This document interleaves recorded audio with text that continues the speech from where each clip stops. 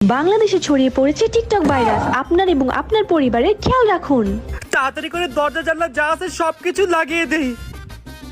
দরজা জানলা সবকিছু বন্ধ করে দিয়েছি, এখন টিকটক ভাইরাস ভুলে আমাদের বাসায় আসতে পারবে না।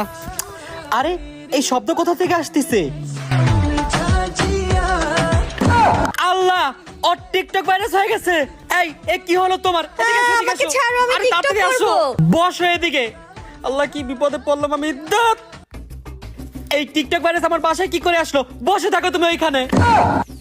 আব্বা যা।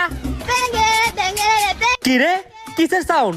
আরে এই শব্দ কই থেকে আইতাছে? আল্লাহ, তোরও টিকটক ভাইরাস হয়ে গেছে। আল্লাহ, তোমরা মা ছেলে এখন এখানেই থাকবা, নাইলে দুজনের টিকটক ভাইরাস বের করে দিব। তোরা জীবনও ভালো হবি না।